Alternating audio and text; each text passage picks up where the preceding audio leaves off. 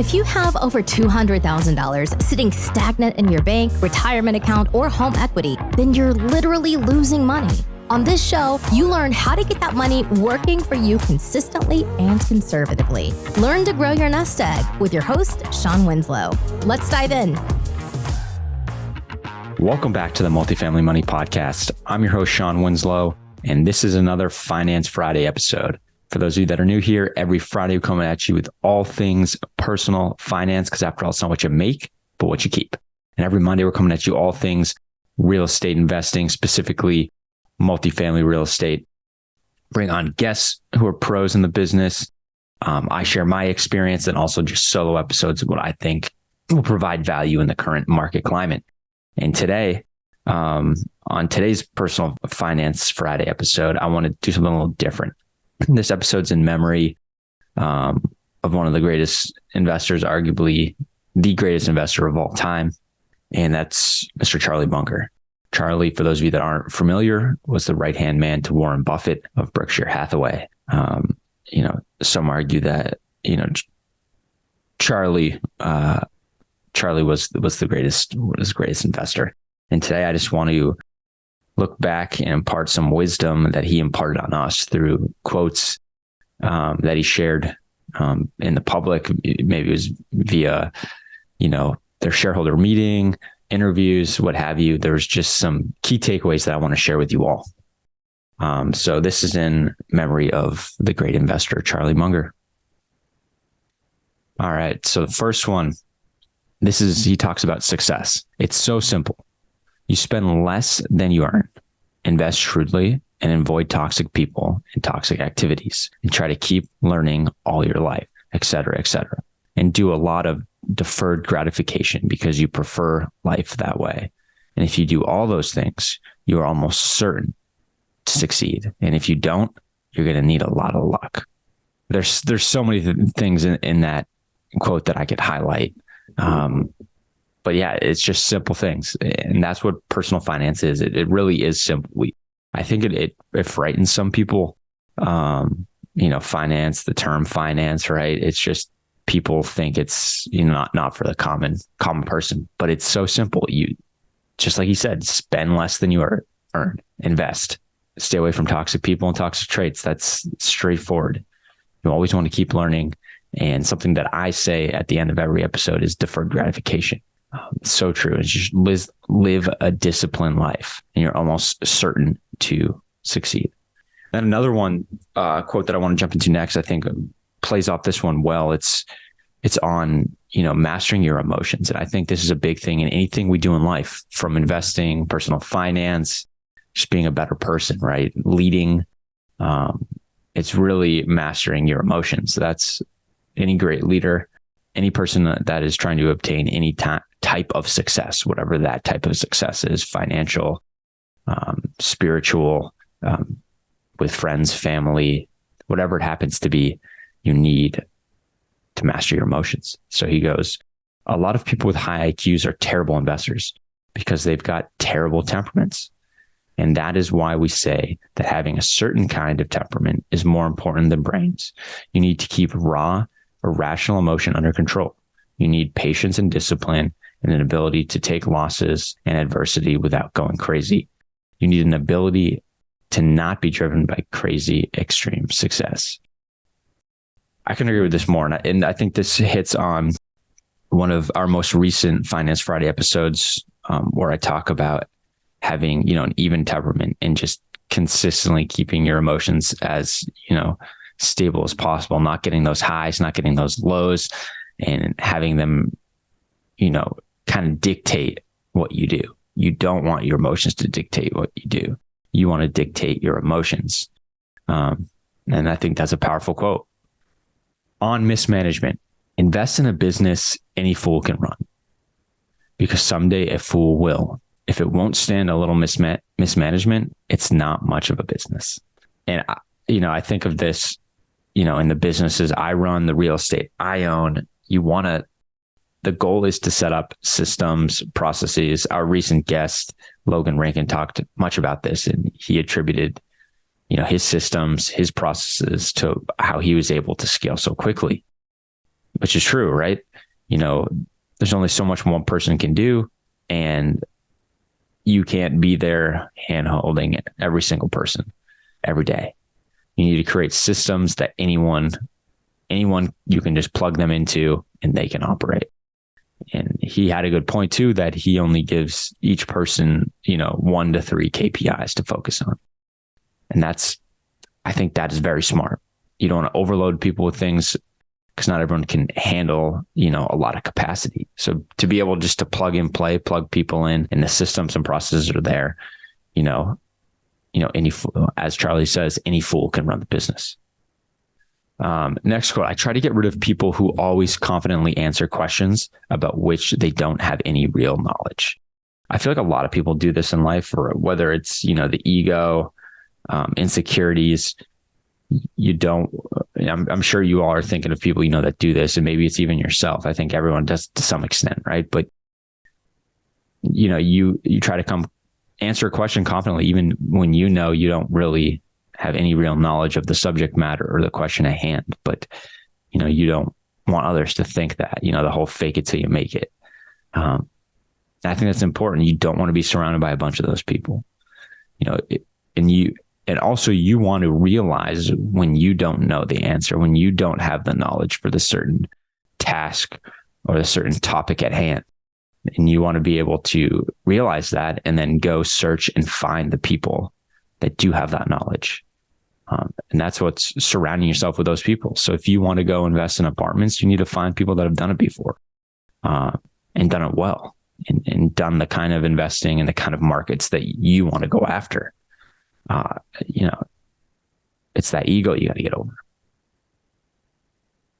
Next, the iron rule of nature is you get what you reward for. If you want ants to come, you put sugar on the floor. I think this pertains to what we were talking to a little earlier about, systems and processes, and be able to, to plug anyone into any system or process.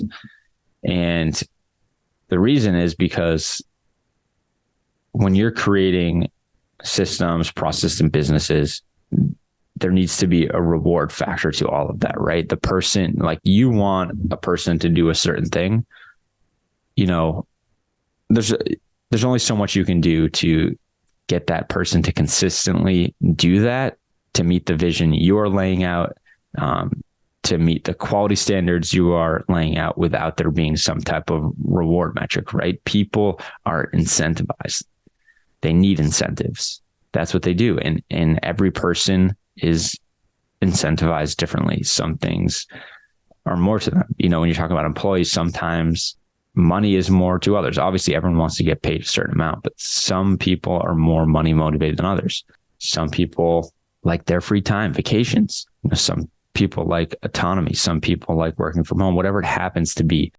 You need to find out what their reward system is. And when you're setting up these systems and processes, there needs to be, incentives for everything. It could be just recognition. Some people love recognition, right? If you do the best in this position, like if you're talking about a maintenance tech at an apartment building, you perform these key tasks, these KPIs we give you, you complete your work orders in 48 hours or less, 100%. Here, you get this award for the month, right? This trophy. We get this, plastic trophy, and you get to carry it around all month, and then it gets passed to the next person. It's about creating this reward system that makes the person happy who's trying to receive the reward, but also makes, the business or the system or the process happy because they're achieving what is needed. All right, Charlie, what do we have next here? It takes character to sit with all that cash and do nothing. I didn't get where I am by going after mediocre opportunities. And if those are not familiar, what Charlie's referring to here is there's been times where Berkshire, so the company that Warren Buffett and Charlie Munger founded, there's been times where Berkshire's had a lot of cash, just a lot of cash on hand, like billions of dollars, tens of billions of dollars in cash just sitting there. And there's something in investing called cash drag. Cash drag is as simple as it sounds. It simply means that there's a lot of cash in your books not making a return. So especially in an inflationary environment, there's drag on the return, right? Because the money that's at work is generating a return, but the cash on the sidelines is not. And when you factor in inflation, it's dragging the returns down of the greater portfolio, because you have a chunk of money out of the whole pie just sitting there doing nothing. And so, they've gotten a lot of criticism over the years for that cash drag, where people want them to put it to work, or give out some type of dividend, which they would never did or would do because they didn't believe in it. But they would get a lot of criticism. However, what he is alluding to here is the fact that they did this. They were able to jump on amazing opportunities when they presented themselves. And if they hadn't had the cash, they wouldn't be able to make those type of moves as quickly as they did, with little to no competition. And he's saying here, if they simply just put their money to work all the time and went after mediocre opportunity after mediocre opportunity and maybe gotten some great ones every once in a while, they would not be the investors that we know of them today. They would not be where they're at. But because they had the discipline to sit in that cash, take the criticism, and then leap on the great opportunities that present themselves, it's why they are the best of the best. And I think this pertains to today. There's a lot of turmoil in all markets right now, a lot of uncertainty. And it goes back to his quote about mastering your emotions. People fear of missing out. They let the emotions dictate them, and they make the decision based on the emotions, not on their knowledge or discipline that they should have in place, right? Based on years of learning, years of knowledge, years of experience, criteria that they put in place, guidelines they put in place. They don't follow those. They act on emotion. And in today's market, I think we've seen that over the last few years. There's, especially in 2021, 2022, in the real estate market, there's a lot of emotion driving them, the fear of missing out. So-and-so is taking down this many units. So-and-so has $500 million in assets under management. I need to buy something. And people were just buying something just so they could, say, I have X number of units. I just closed on 4 deals this year, 5 deals this year, whatever it happens to be, 10 deals. And it wasn't based off of, this is a great deal. This meets my criteria. This meets my guidelines. I'm a disciplined investor. No, it was, yes, I closed on 10 deals this year. I'm amazing. Look at me. And I think that's going to lead to a lot of opportunities because people bought wrong and they're going to have to sell. We've already seen foreclosures, and the people with, they call it dry powder, cash on the sidelines, they're going to be able to seize the opportunities, because when things like these present themselves, when great opportunities present themselves, you don't have a lot of time to make a decision or act. You got to move immediately. And he with the cash is king, right? He can take down those opportunities with speed. It is remarkable how much long-term advantage people like us have gotten trying to be consistently not stupid instead of trying to be very intelligent. And I think this goes back again to the ego thing I was talking to earlier. It's getting over your ego and knowing that you don't know everything. You're not going to know everything. And if you don't know certain things, you need to seek that advice. And simply, just as he says, trying to be consistently not stupid. Don't do stupid things instead of trying to know everything. I like that. It's simple and it's straightforward and it's true. This is what they recently said, both Charlie and Warren said on commercial real estate. They said, buildings don't go away, Buffett said, but the owners do, said Munger. And that's true. And we're seeing that right now, whether it's because they want to sell it and it's changing hands, or because they're forced to, maybe through foreclosure, short sale, whatever it happens to be. That happens. And it's going to continue to happen. And there's going to be opportunity. Now, I want to leave you with this last quote. I really like this one. I think it's important. It's a great way to live life, both personally and business. Whatever you're trying to do, I think this is a great way to live it. Spend each day trying to be a little wiser than you were when you woke up. Discharge your duties faithfully and well. Systematically, you get ahead, but not necessarily in fast spurts. Nevertheless, you build discipline by preparing for fast spurts. Slug it out 1 inch at a time, day by day. At the end of the day, if you live long enough, most people will get what they deserve. And I'm going to leave you with that. Thank you, Charlie. And as always, easy doesn't pay well, and instant gratification is self-destructive. So not only get out there and work hard for your money, but have your money work hard for you so we can all create the lives of our dreams. After all, personal excellence is what's going to make this world a better place. All right, everybody, catch you on the next one. Hey, this is Shawn Winslow. After being in the financial service industry for years and having candid conversations with good people just like you, I realized that so many of us are wanting an investment strategy that provides solid returns and consistent income without the bumps in the road. There's little known secret that your financial advisor doesn't want you to know. There is investment out there that is less volatile and the returns are stronger. Get more details by going to greenbriercg.com and clicking on the free e-report. And by the way, if this show has provided you any value, then feel free to leave an honest written review and of course share it with a friend who needs it. See you next week for another great show.